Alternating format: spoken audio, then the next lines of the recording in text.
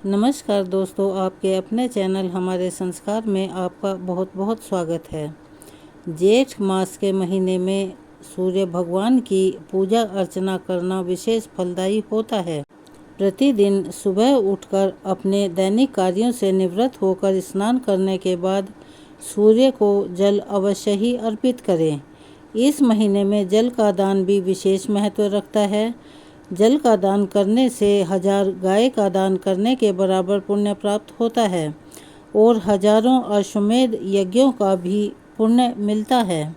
अगर आप हमारे चैनल पर नए हैं और अभी तक आपने हमारे चैनल को सब्सक्राइब नहीं किया है तो प्लीज़ हमारे चैनल को सब्सक्राइब करें, वीडियो को लाइक करें, ज़्यादा से ज़्यादा शेयर करें और बेल आइकन को दबाना ना भूलें ताकि हमारी आने वाली हर वीडियो की जानकारी आपको नोटिफिकेशन के ज़रिए समय पर मिल जाया करे। तो चलिए आज शुरू करते हैं जेठ महात्म्य अध्याय कथा 6। श्री ब्रह्मा जी कहते हैं, हे महादेव, इस प्रकार अमित ओजस्वी भगवान भास्कर की रथ यात्रा करने वाला और दूसरे से करवाने वाला व्यक्ति परार्ध वर्षों तक अर्थात ब्रह्मा जी की आधी आयु तक सूर्यलोक में वास करता है। उस व्यक्ति के कुल में ना ही कोई दरिद्र होता है और ना ही कोई रोगी होता है। सूर्य भगवान के अभ्यंग के लिए घी समर्पित करने वाले तथा अनेक प्रकार का तिलक करने वाले व्यक्ति को सूर्यलोक की प्राप्ति होती है। गंगा आदि तीर्थों से जल लाकर जो सूर्य नारायण को स्नान करवाता है वह वरुण लोक में निवास करता है। रक्त वर्णीय भात और गुड़ का नैवेद्य समर्पित करने वाला व्यक्ति प्रजापति लोक को प्राप्त करता है। भक्ति पूर्वक सूर्य नारायण को स्नान करवाकर पूजन करने वाला व्यक्ति सूर्यलोक में निवास करता है। जो व्यक्ति सूर्य देव को रथ पर चढ़ाता है, रथ के मार्ग को पवित्र करता है और पुष्प, तोरण, पताका आदि से सजाता है, वह वायुलोक में निवास करता है। जो व्यक्ति नृत्य, गीत आदि के द्वारा वृहद उत्सव मनाता है वह सूर्यलोक को प्राप्त करता है। जब सूर्यदेव रथ पर विराजमान होते हैं उस दिन जागरण करने वाला पुण्यवान व्यक्ति निरंतर आनंद प्राप्त करता है। जो व्यक्ति भगवान सूर्य की सेवा आदि के लिए व्यक्ति को नियोजित करता है अर्थात आमंत्रित करता है, वह सभी कामनाओं को प्राप्त कर सूर्यलोक में निवास करता है। रथ आरूढ़ भगवान सूर्य का दर्शन करना तो बहुत ही बड़े सौभाग्य की बात है।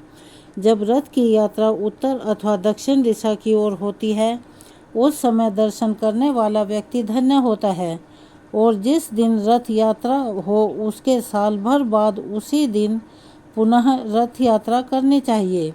यदि वर्ष के बाद यात्रा न करा सके तो 12वें वर्ष अतिशय उत्साह के साथ उत्सव संपन्न कर यात्रा संपन्न करानी चाहिए।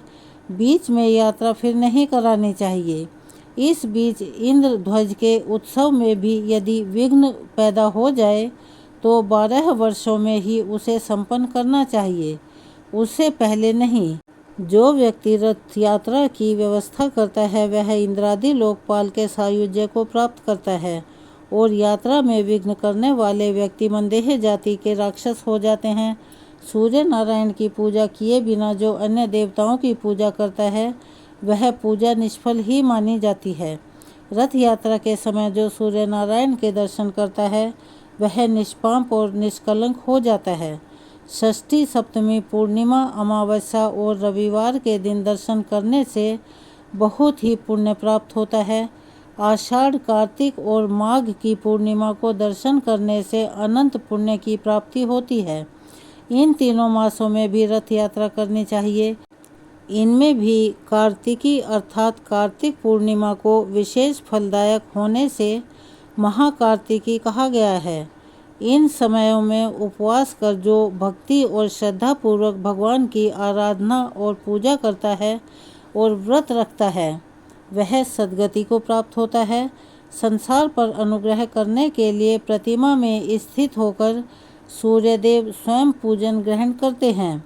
जो व्यक्ति मुंडन कराकर स्नान, जप, होम, दान आदि करता है वह दीक्षित हो जाता है।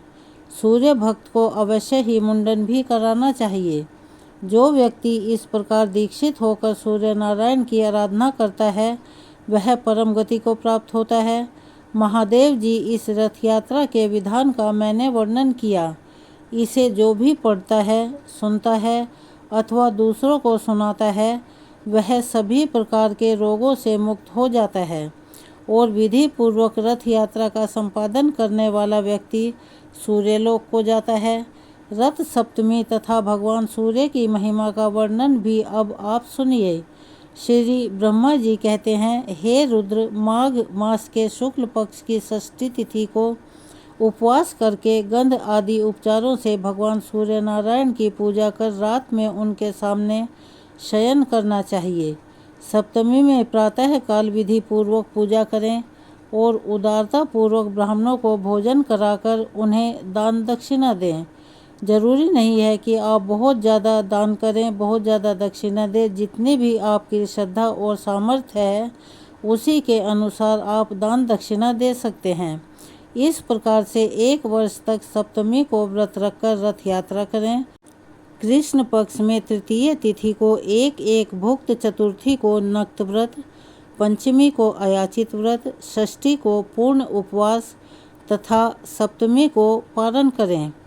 रथस्थ भगवान सूर्य की भली भांति पूजा अर्चना कर स्वर्ण तथा रत्नादि से अलंकृत तथा तोरण पताकाओं से सुसज्जित रथ में सूर्य नारायण की प्रतिमा की स्थापना कर ब्राह्मण की पूजा कर उसका दान कर देना चाहिए। अगर सोने का रथ बनवाने की सामर्थ्य नहीं है, उसके अभाव में चांदी, ताम्र, आटे आदि का रथ बनाकर आचार्य या ब्राह्मण को दान करें। हे महादेव, यह सप्तमी तिथि बहुत ही उत्तम है। पापों का हरण करने वाली इस रथ सप्तमी को, जो कि माघ मास की सप्तमी तिथि होती है, उस दिन भगवान सूर्य के निमित्त किया गया स्नान, दान, हवन, पूजा आदि सत्कर्म 1000 गुना पुण्य देने वाला हो जाता है। साथ ही जेठ मास की सप्तमी तिथि को, जिसे भानु सप्तमी के नाम से जाना जाता है, इस दिन जो भी भक्त विधि विधान से सत्कर्म करता है, भगवान सूर्य नारायण की पूजा करता है, उसके जन्मों जन्मों के पापों का नाश हो जाता है। इस सप्तमी के महात्म्य का भक्ति पूर्वक श्रवण करने वाला व्यक्ति ब्रह्म हत्या के जैसे पापों से भी मुक्ति पा जाता है। सुमंतु मुनि ने कहा, हे राजन, इस प्रकार रथ यात्रा का विधान बताकर ब्रह्मा जी अपने लोक को चले गए और रुद्र देवता भी अपने धाम को चले गए। अब आप और क्या सुनना चाहते हैं? राजा शतानिक कहने लगे, महाराज, सूर्यदेव के प्रभाव का मैं कहाँ तक वर्णन करूं, क्योंकि उन्हीं के अनुग्रह से युधिष्ठिर आदि मेरे पितामहों को सभी प्रकार का दिव्य भोजन प्रदान करने वाला अक्षय पात्र मिला था, जिसे वन में भी वे ब्राह्मणों को संतुष्ट किया करते थे। जिन भगवान सूर्य की देवता, ऋषि, सिद्ध तथा मनुष्य आदि निरंतर आराधना करते हैं तथा उन भगवान भास्कर के महात्म्य को अनेकों बार सुनते हैं, किंतु मुझे उनका महात्म्य अनेकों बार सुनते सुनते भी तृप्ति नहीं होती, जिनसे यह संपूर्ण विश्व उत्पन्न हुआ है तथा जिनके उदय होने से ही सारा संसार चेष्टावान होता है, जिनके हाथों से लोक पूजित ब्रह्मा जी और विष्णु तथा ललाट से शंकर जी उत्पन्न हुए हैं, उनके प्रभाव का वर्णन भला कौन कर सकता है। अब मैं यह सुनना चाहता हूँ। जिस मंत्र, स्तोत्र, दान, स्नान, जप, पूजन, होम, व्रत तथा उपवास आदि कर्मों के करने से भगवान सूर्य प्रसन्न होकर सभी कष्टों को निवृत्त करते हैं, अर्थात दूर करते हैं और संसार सागर से मुक्त करते हैं, आप उन्हीं के उत्तम मंत्र, स्तोत्र, रहस्य विद्या, पाठ, व्रत आदि को बतलाइए, जिनसे भगवान सूर्य का कीर्तन हो, जिह्वा भी धन्य हो जाए। जिह्वा वही धन्य होती है जो भगवान सूर्य का स्तवन करती है। सूर्य की आराधना के बिना यह शरीर तो व्यर्थ है ही। एक बार भी सूर्य नारायण को प्रणाम करने से प्राणी का भवसागर से उद्धार हो जाता है। रत्नों का आश्रय मेरु पर्वत, आश्रय का आश्रय आकाश, तीर्थों का आश्रय गंगा और अन्य सभी देवताओं के आश्रय भगवान सूर्य हैं। हे मुनि, इस प्रकार अनंत गुणों वाले भगवान सूर्य के महात्म्य को मैंने बहुत बार सुना है। देवगण भी भगवान सूर्य की आराधना करते हैं, यह भी मैंने सुना है। अब मेरा यही दृढ़ संकल्प है कि संपूर्ण प्राणियों के हृदय में निवास करने वाले तथा स्मरण मात्र से समस्त पाप ताप को दूर करने वाले भगवान सूर्य की भक्ति पूर्वक उपासना कर मैं भी संसार से मुक्त हो जाऊं। अब सुनिए भगवान सूर्य द्वारा योग का वर्णन और ब्रह्मा जी द्वारा दंडी को दिया गया क्रिया योग का उपदेश। सुमंतु मुनि कहते हैं, हे राजन, ऋषियों को जिस प्रकार ब्रह्मा जी ने सूर्य नारायण की आराधना के विधान का उपदेश दिया था, मैं उसे सुनाता हूँ। ध्यान पूर्वक सुनो। किसी समय ऋषियों ने ब्रह्मा जी से प्रार्थना की थी कि हे महाराज, सभी प्रकार के पित्त प्रति के निरोध रूपी योग को आपने कैवल्य पद देने वाला कहा है, किंतु यह योग अनेक जन्मों की कठिन साधना के द्वारा ही प्राप्त हो सकता है, क्योंकि इंद्रियों को आकृष्ट करने वाले विषय अत्यंत दुर्जय हैं। मन किसी भी प्रकार से स्थिर नहीं होता, राग द्वेष आदि दोष नहीं छूटे और पुरुष भी अल्पायु होते हैं। इसीलिए योग सिद्धि का प्राप्त होना अतिशय कठिन है। अतः आप ऐसे किसी साधन का उपदेश कीजिए जिससे बिना परिश्रम के ही निस्तारा हो सके। तब ब्रह्मा जी कहने लगे, हे मुनि, यज्ञ पूजन नमस्कार जप व्रत उपवास और ब्राह्मण भोजन आदि से सूर्य नारायण की आराधना करना ही इसका मुख्य उपाय है। यह क्रिया योग है।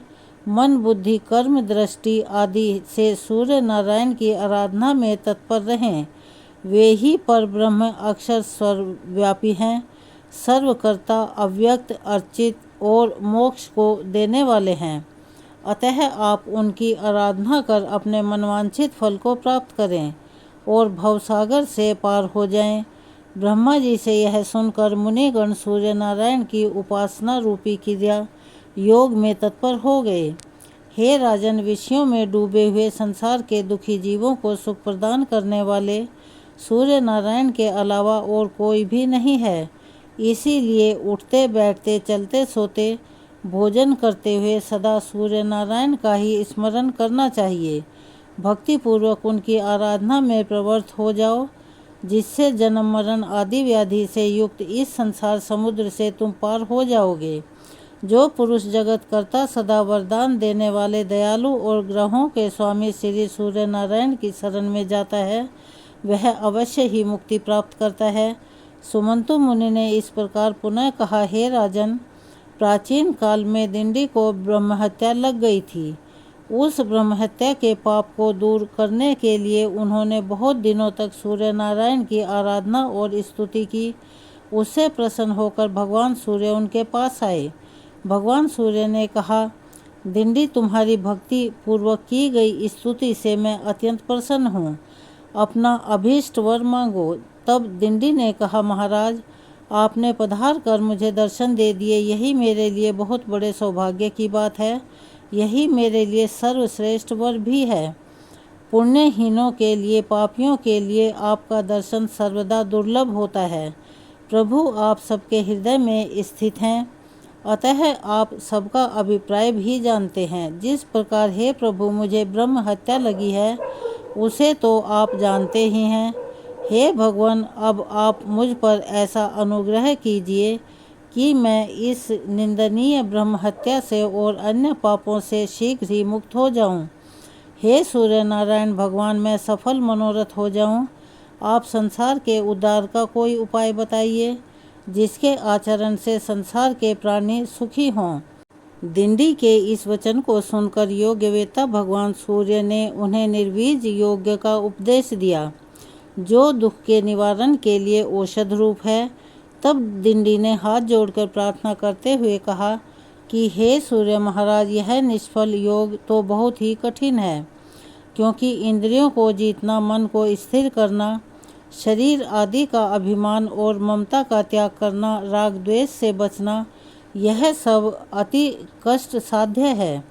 यह बातें कई जन्मों के अभ्यास करने से ही प्राप्त होती हैं। अतः आप कोई ऐसा साधन बतलाइए जिससे अनायास बिना विशेष परिश्रम के ही फल की प्राप्ति हो जाए। तब भगवान सूर्य कहने लगे, यदि तुम्हें मुक्ति की ही इच्छा है तो समस्त क्लेश को नष्ट करने वाले क्रिया योग को सुनो। अपने मन को मुझ में लगाओ, भक्ति से मेरा भजन करो, मेरे परायण हो जाओ।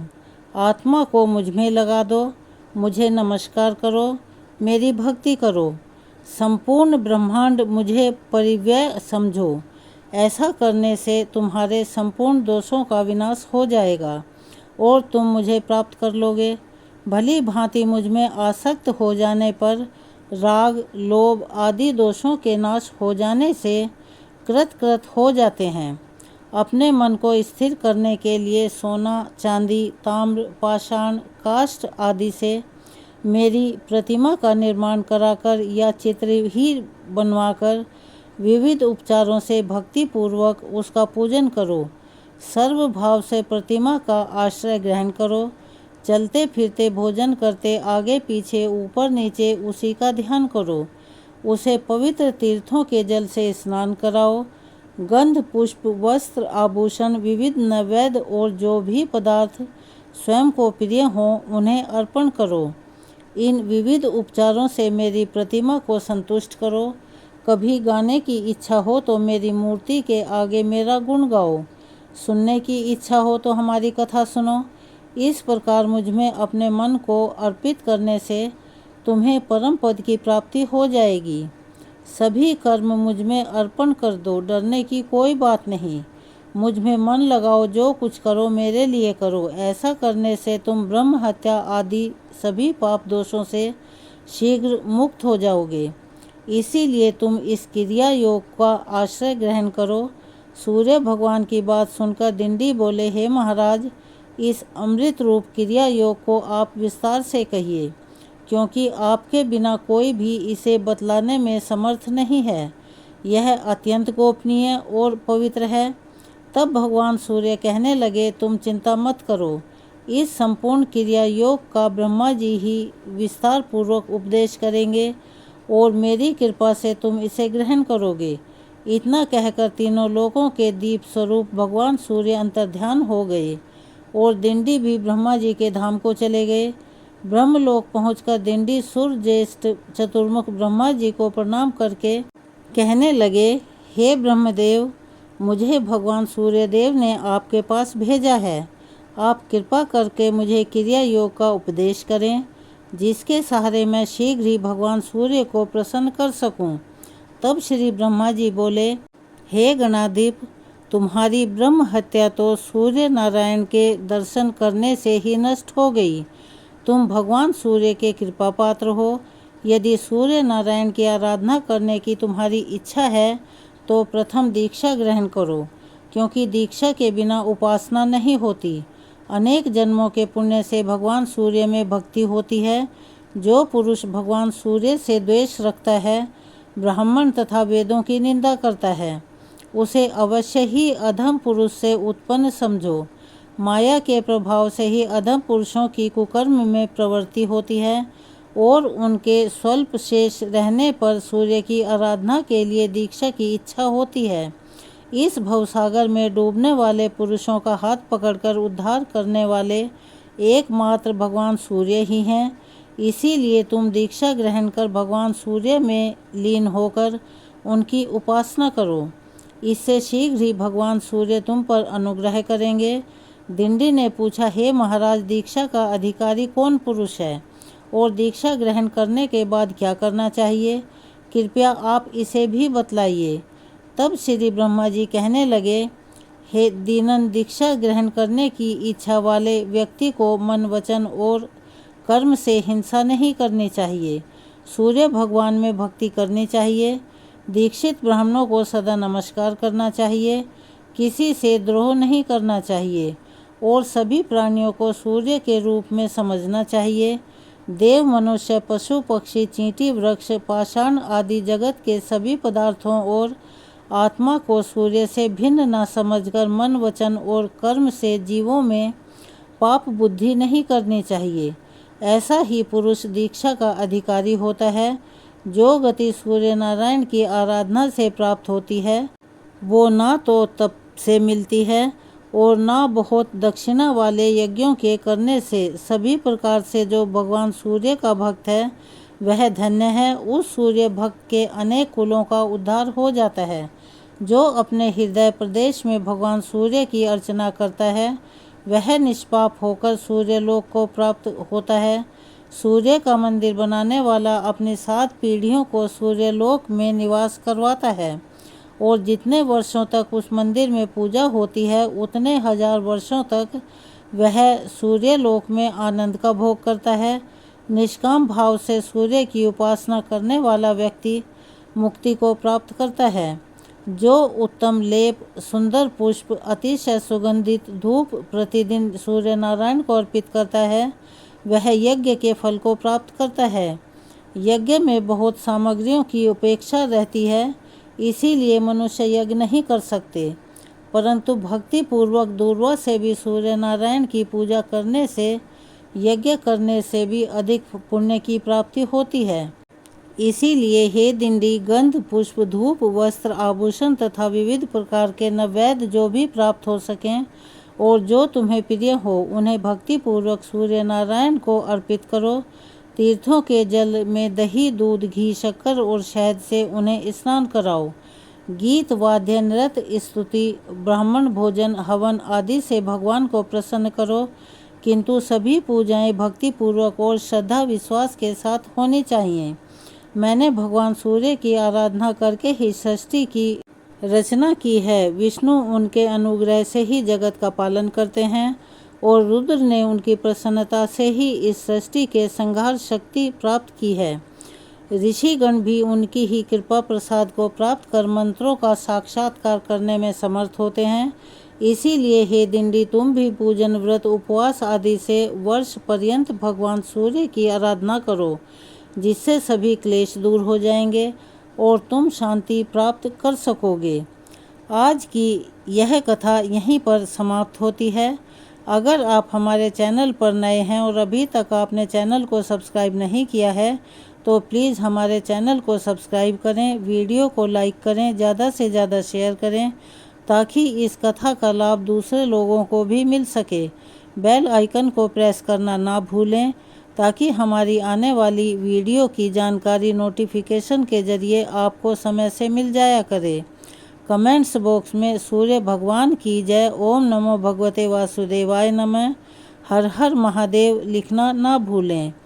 अपना सहयोग और प्यार हमें ऐसे ही प्रदान करते रहें ताकि हम उत्साह के साथ आपके लिए कहानियाँ और जानकारियाँ जुटाकर आपके समक्ष प्रस्तुत करते रहें।